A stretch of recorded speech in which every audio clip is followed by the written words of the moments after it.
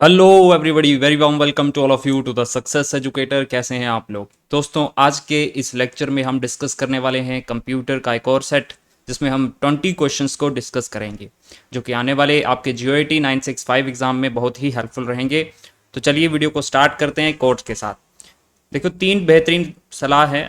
सोचो मत, शुरुआत करो। दूसरा है वादा मत करो, साबित करो। बताओ मत, करके दिखाओ। तो बहुत ही गहरी बात छुपी है यहाँ पे। सोचना नहीं है, शुरुआत करना है। देखो, तीनों में क्या है, एक्शन की बात हो रही है। आप बोलते हैं, आप सिर्फ सोचते हैं कि मैं अभी ये करूँगा, 2 घंटे बाद ये करूँगा, या मैं सुबह उठ के ये करूँगा। लेकिन क्या आप लोग वो एक्शन परफॉर्म करते हैं जो आपने डिसाइड किया होता है? नहीं करते हैं। दूसरा, वादा करते हैं अपने साथ कि मैं कल सुबह पक्का 4 बजे उठूंगा, 5 बजे उठूंगा, या फिर कोई भी है कि मैं इतने बजे जो है ये टॉपिक पढ़ूंगा। तो मैं दावे के साथ कह सकता हूँ 95%, इससे भी ज़्यादा स्टूडेंट जो हैं इसमें फेल हो जाते हैं। वो जो भी टारगेट रखते हैं उसको अचीव नहीं कर पाते। बताओ मत, करके दिखाओ। देखो, एक्शन के ऊपर आपने जो है फोकस करना है। किसी को भी मत बताओ कि आप जो है क्या कर रहे हो, किस एग्ज़ाम की तैयारी कर रहे हो। किसी को भी नहीं बताना है। अगर आप चाहते हैं अपने पेरेंट्स को बता सकते हैं, लेकिन अपने पेरेंट्स को भी बता दीजिए कि किसी और को आगे ना वो बताए। ठीक है? अगर आप सभी को ढिंडोरा पीट देंगे कि मैं इस एग्ज़ाम की तैयारी कर लूँगा, तो क्या रहता है कि आपके ऊपर एक्स्ट्रा प्रेशर रहेगा उस एग्ज़ाम को लेकर। वो सभी पूछेंगे कि हाँ भाई, कैसा रहा तुम्हारा एग्ज़ाम, आपका एग्ज़ाम जो है कब है। सभी आपके रिलेटिव जो हैं, आपके मित्र हैं, आपके दोस्त हैं, जो भी, वो आपको यही पूछते रहेंगे, और आपके ऊपर एक्स्ट्रा बर्डन, एक्स्ट्रा प्रेशर पड़ेगा कि हाँ यार, मुझे ये एग्ज़ाम जो है अगर मेरा नहीं हुआ तो मेरा क्या होगा। तो ये एक्स्ट्रा बर्डन अपने ऊपर नहीं लेना है। जो भी आप करना चाहते हो लाइफ के अंदर, किसी के साथ शेयर मत करो। मैं बोलता हूँ किसी के साथ मत शेयर करो, अपने अंदर वो बात रखो जो भी आप जिस भी चीज़ की तैयारी कर रहे हो। हालांकि अभी जो है हम GOAT 965 की तैयारी कर रहे हैं, क्योंकि ये वीडियो उसके ऊपर है। ठीक है? तो इन बातों का जरूर ध्यान में रखना है। एक्शन लेना है, बोलना कम है, काम ज़्यादा करना है। ठीक है? तो चलिए इसी मोटिवेशन के साथ स्टार्ट करते हैं। आज का जो पहला क्वेश्चन है दोस्तों, वो है the step by step instruction that solve a problem are called. Step by step instruction होती है, ठीक है, जो कि एक प्रॉब्लम को सॉल्व करने के लिए यूज में आती है। वो कौन सी है? एल्गोरिदम है, लिस्ट प्लान है, अ प्लान बोलते हैं, या फिर सीक्वेंशियल स्ट्रक्चर है। तो स्टेप बाय स्टेप इंस्ट्रक्शन जो कि एक प्रॉब्लम को सॉल्व करने के लिए होता है, वो होता है क्या? कंप्यूटर की टर्म में उसको हम क्या बोलते हैं? एल्गोरिदम बोलते हैं। ऑप्शन ए यहाँ पे सही आंसर होगा। कोशिश करना, आप खुद जो है आंसर लगाने की कोशिश करें मेरा आंसर देखने से पहले। अगला देखते हैं, main storage is also called. इनमें से जो है मेन स्टोरेज किसको बोलेंगे? अक्यूमुलेटर को, कंट्रोल यूनिट को, रजिस्टर यूनिट को, या फिर मेमोरी को। तो यहाँ पे हम किसको बोलेंगे? मेमोरी को हम बोलते हैं मेन स्टोरेज। ठीक है? Main storage is also called memory. याद रखना, मेन स्टोरेज को हम मेमोरी भी बोलते हैं। अब मेन स्टोरेज को हम प्राइमरी स्टोरेज भी बोलते हैं। राइट? अलग अलग नाम है, कंफ्यूज मत होना। मेन स्टोरेज मतलब प्राइमरी स्टोरेज, जिसका हम मेमोरी भी बोलते हैं। Okay? It is the area of a computer in which data is store for a quick access by the computer processor. जहां से कंप्यूटर का प्रोसेसर जो है क्विकली अपने प्रोग्राम को फेच करता है। The terms random access memory and memory are often as synonym for primary and the main storage. Main memory हो गया, प्राइमरी मेमोरी हो गया, ठीक है, इंटरनल मेमोरी हो गया। ये तीनों जो है सेम चीज़ हैं, जो कि रैम की बात करते हैं। ठीक है? ओके, चलिए आगे बढ़ते हैं। विच printer is very commonly use for desktop publishing. बहुत बार रिपीट होता है ये क्वेश्चन। डेस्कटॉप पब्लिशिंग में कौन सा प्रिंटर यूज होता है? Laser printer, inkjet printer, daisy wheel printer, या फिर डॉट मैट्रिक्स प्रिंटर। तो इसमें आंसर क्या सही होगा? इसमें option number A, laser printer को हम डेस्कटॉप पब्लिशिंग में यूज करते हैं दोस्तों। राइट? अगला क्वेश्चन देखते हैं। Hard disks are formatted in the same manner as floppy disk. However, before a hard disk can be formatted, it must be. तो देखो, हार्ड डिस्क को हम जो फॉर्मेट करते हैं ना, वो same as like floppy disk करते हैं। लेकिन हार्ड डिस्क को फॉर्मेट करने के लिए उसमें पहले क्या करना पड़ता है? पार्टीशन करना पड़ता है, सेक्शन बनाने पड़ते हैं, डिलीट करनी पड़ती है, या फिर इंटरसेक्शन करना पड़ता है। तो हमें पता है क्या करना पड़ता है? पार्टीशन करना पड़ता है पहले हार्ड ड्राइव का, उसके बाद जो है आप वहां पे फॉर्मेटिंग करते हो। ठीक है, option A is the right answer है। आगे बढ़ेंगे। IBM PC is an example of, IBM का जो PC है ये किसका एग्जाम्पल है? एक मेन फ्रेम कंप्यूटर है, मशीन इन बिल्ट है, माइक्रो कंप्यूटर है, या फिर स्पेशल पर्पस कंप्यूटर है? तो IBM के जो PC आए थे उस समय तो वो थे आपके माइक्रो कंप्यूटर, ठीक है, IBM के PC हैं micro computer based, option C is the right answer. Next, which of the following will happen well data is entered into a memory location? क्या होता है जब डेटा को जो है मेमोरी लोकेशन में जो है डाला जाता है? ठीक है, क्या होता है जब डेटा को मेमोरी लोकेशन में डाला जाता है? It will add to the content of the location, it will change the address of the memory location, it will erase the previous content, या it will not be fruitful if there is a already some data in that. तो क्या होता है जब data enter करवाते हैं memory location में तो पुराना डेटा इरेज हो जाता है दोस्तों। तो ऑप्शन सी यहाँ पे सही आंसर होगा। Okay, C is the right answer. All inputs must be on position to have an output. देखो, सभी इनपुट्स को ऑन रखना पड़ेगा अगर हमें इस वाले गेट में आउटपुट चाहिए। तो ये किसकी डेफिनेशन है? कौन सा गेट में होता है? तो देखिए, इस तरह का हमारा कौन सा गेट होता है? हमारा एंड गेट होता है, जहां पे हम दो आउटपुट लेते हैं ए और बी।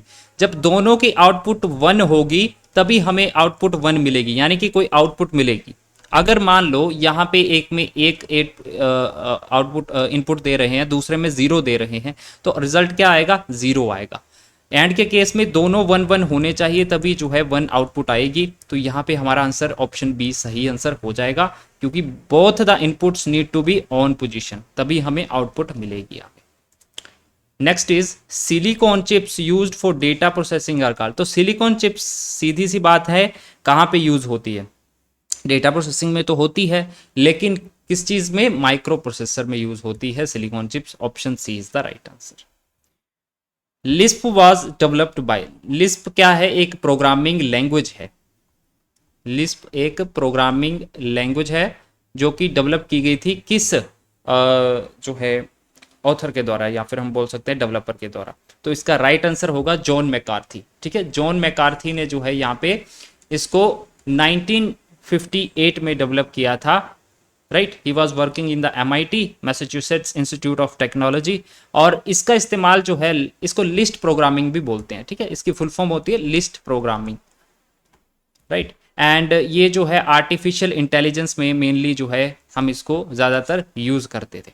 ओके, जॉन मैकार्थी इसके डेवलपर हैं, लिस्प प्रोग्रामिंग लैंग्वेज के। 1958 में इसको डेवलप किया गया। अगला चलते हैं।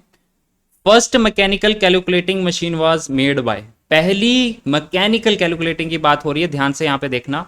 फर्स्ट मैकेनिकल कैलकुलेटिंग मशीन जो है किसके द्वारा डेवलप की गई थी? तो ये डेवलप की गई थी किसके द्वारा?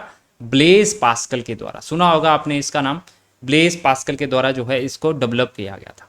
तो पास्कलिन जो है इस डिवाइस का नाम था। डिवाइस का नाम भी आपको पता होना चाहिए, क्या था? पास्कलिन था। तो इसको अरिथमेटिक मशीन भी कहा जाता था। First calculator or adding machine to be produced in any quantity and actually used. The Pascaline was designed and built by the French mathematician philosopher Blaise Pascal. Okay, between 1642 and 1644 इस दौरान जो है इन्होंने Blaise Pascal ने Pascaline का जो है, जो कि फर्स्ट मैकेनिकल कैलकुलेटिंग मशीन मानी जाती है, उसको डेवलप किया था। आगे बढ़ते हैं दोस्तों। Which of the following registers is used to keep track of address of the memory location where the next instruction is located? ध्यान से स्टेटमेंट को आपने पढ़ना है। कहा जा रहा है which of the following register is used to keep track of the address of the memory location? कौन सा रजिस्टर को यूज करते हैं to keep track of address of the memory location? यहां तक हो गया। अब where the next instruction is located, जिसकी नेक्स्ट इंस्ट्रक्शन की इंफॉर्मेशन जो है हमें पता होती है, तो वो प्रोग्राम काउंटर होता है। अगर यहाँ तक आप सिर्फ पढ़ेंगे इसको तो आप मेमोरी एड्रेस रजिस्टर पे भी जो है टिक कर सकते हैं, क्योंकि मेमोरी लोकेशन का एड्रेस जो है मेमोरी एड्रेस रजिस्टर में भी होता है। लेकिन यहाँ पे बात हो रही है नेक्स्ट इंस्ट्रक्शन की, ठीक है, जिसमें नेक्स्ट इंस्ट्रक्शन की इंफॉर्मेशन होती है, तो वो प्रोग्राम काउंटर होता है। ओके फाइन, आगे बढ़ते हैं। प्रोग्राम काउंटर इसका सही आंसर हो जाएगा। Okay, next is which language is used in the areas of pattern recognition, artificial intelligence and for simulation of games. तो कौन सी लैंग्वेज का हम यहाँ पे इस्तेमाल करते हैं आर्टिफिशियल इंटेलिजेंस के केस में, पैटर्न रिकॉग्निशन करवाने में, या फिर गेम्स में? तो ये जो है आपकी लिस्प जो है लैंग्वेज को यूज़ होते हैं। अभी हमने देखा था लिस्ट प्रोग्रामिंग, तो 1958 में डेवलप किया गया था। हमने देखा सेकंड ओल्डेस्ट प्रोग्रामिंग लैंग्वेज है ये, ठीक है, second oldest programming high level language है ये। और पहली कौन सी है? तो पहली है दोस्तों फोर्ट्रैन, ठीक है, 1 साल पहले आई थी 1957 अराउंड। तो फोर्ट्रैन जो है हमारी क्या है, दूसरे नंबर की, सॉरी फर्स्ट नंबर की हाई लेवल प्रोग्रामिंग लैंग्वेज है, सबसे पहले डेवलप की गई थी। Which company is the biggest player in the micro processor industry? कौन सी कंपनी जो है बिगेस्ट प्लेयर है माइक्रो प्रोसेसर इंडस्ट्री के अंदर? तो इनमें से कौन सा है सबसे ज़्यादा माइक्रो प्रोसेसर जो है कंप्यूटर के आप देखते हैं किसमें? इंटेल के केस में, ठीक है, ऑप्शन सी यहाँ पे सही आंसर हो जाएगा। ओके, हालांकि AMD भी अभी जो है राइजन सीरीज जो है उनके प्रोसेसर आ रहे हैं, लेकिन सबसे बड़ा प्लेयर अभी भी कौन सा है? इंटेल के जो माइक्रो प्रोसेसर आप कंपेयर करेंगे AMD के साथ तो वो ज़्यादा पावरफुल होते हैं। ओके, इंटेल कॉर्पोरेशन एक अमेरिकन मल्टीनेशनल कंपनी है, आप सभी को पता होगा, हेडक्वार्टर है कैलिफोर्निया सेंटा क्लारा के अंदर, ओके, सिलिकॉन वैली में। A medium for transferring data between two location, ठीक है, एक मीडियम जिसके थ्रू जो है डेटा को आप ट्रांसफर करते हो दो लोकेशन में, एक लोकेशन के साथ दूसरी लोकेशन में, तो वो उसे हम बोलते हैं, किसके थ्रू करते हैं? कम्युनिकेशन चैनल के थ्रू होता है वो, ठीक है, किसके थ्रू? कम्युनिकेशन चैनल के थ्रू होता है। A medium for transferring data between two location is called communication channel. In a nutshell, communication channels are mediums through which you can send a message to its intended audience. For example, यहाँ पे communication channel के example क्या हो सकते हैं? Phone call हो सकती है, टेक्स्ट मैसेजेस के थ्रू भेज सकते हैं, ईमेल के थ्रू, वीडियो है, रेडियो है, सोशल मीडिया है, ठीक है। तो ये सारे कम्युनिकेशन चैनल्स के टाइप्स होते हैं जिसके थ्रू आप क्या इंफॉर्मेशन शेयर करते हैं। An adder in which the bits of the operands are added one after another, ठीक है, ऐसा एडर जिसमें जो है बिट्स जो है 1 by 1 जो है ऑपरेंड्स में जो है ऐड होती हैं, वो सीरियल एडर के केस में होता है। 1 by 1 आप जो है यहाँ पे अगर आपको आंसर मालूम भी नहीं है फिर भी जो है आप कॉमन सेंस से आंसर दे सकते हैं। वन आफ्टर अनदर की बात हो रही है तो सीरियल के केस में होता है ना, सीरियल वाइज, राइट, तो सीरियल एडर यहाँ पे आंसर होगा। सीरियल एडर जो है एक आपका सीक्वेंशियल सर्किट है, इसका एग्जाम्पल है, और पैरेलल एडर जो होता है ये कॉम्बिनेशनल सर्किट का एग्जाम्पल है। देखो ये एक टॉपिक है, सीक्वेंशियल सर्किट एक टॉपिक है, ठीक है, डिजिटल इलेक्ट्रॉनिक्स में। अब दो टाइप के सर्किट होते हैं, एक सीक्वेंशियल होते हैं, दूसरे होते हैं कॉम्बिनेशनल। तो दोनों जो है आप लोगों ने पढ़ के जाना है। यूट्यूब पे आपको जो है इसके ऊपर काफ़ी वीडियोस मिल जाएंगी, आप सर्च करेंगे तो आपको कोई भी लेक्चर आप देख सकते हैं। उसमें आपको खास तौर पे फोकस करना है एग्जाम्पल पे, जैसे यहाँ पे क्वेश्चन पूछा गया था, ठीक है। तो serial, half adder, full adder, ये सारे जो है आपने देखने हैं कि किसके एग्जाम्पल हैं। ओके, अगला चलते हैं दोस्तों।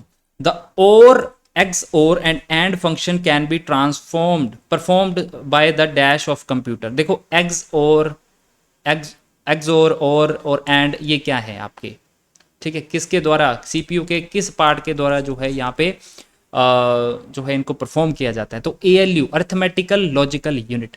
एक तो अर्थमेटिकल पार्ट हो गया इसका, अर्थमेटिक जो कि मैथ्स वाला पार्ट हो गया वो सॉल्व करता है। दूसरा होता है लॉजिकल यूनिट, तो लॉजिकल यूनिट वाला काम जो है यहाँ पे होगा। और XOR एंड जो है एंड फंक्शन जो है लॉजिकल यूनिट में होता है, तो यहाँ पे ALU इसका राइट आंसर हो जाएगा, अर्थमेटिक लॉजिकल यूनिट, ठीक है, option A is the right answer. Locations in the main memory of a computer are called. Main memory के अंदर जो लोकेशंस होती हैं उनको क्या कहा जाता है? तो उनको हम वर्ड्स बोलते हैं, ठीक है, option B is the right answer. Okay, अगला question, most popular language used with micro computers and time shared mini computers is an easy to use high level language. Most popular language जो कि micro computer के साथ और time shared mini computer के साथ use की जाती है और इजी टू यूज है हाई लेवल लैंग्वेज, तो इसका राइट आंसर होगा बेसिक, ठीक है। बेसिक जो है नाम से पता चल रहा है, basic is a basic language. It is a family of general purpose high level programming language whose design philosophy emphasises is. तो 1964 में इसको डेवलप किया गया था। डेवलपमेंट ईयर आपको याद रखना है, किसी भी लैंग्वेज का बेयर मिनिमम इंफॉर्मेशन जो आपको याद रखनी पड़ती है। दूसरा है जॉन जी कैमिनी, ठीक है, थॉमस ई कुड्स या जॉन जी कैमिनी, ये आपको ऑप्शन में आ सकते हैं।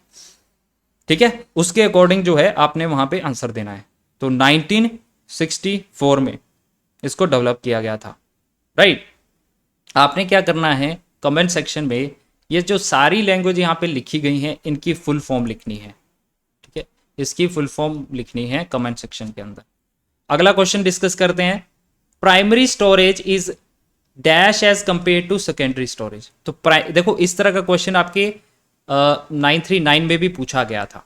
ओके, सो प्राइमरी स्टोरेज जो होती है वो क्या होती है as compare to secondary storage? Slow होती है और इनएक्सपेंसिव होती है, फास्ट होती है और इनएक्सपेंसिव होती है, फास्ट होती है और एक्सपेंसिव होती है, या फिर स्लो होती है एक्सपेंसिव होती है।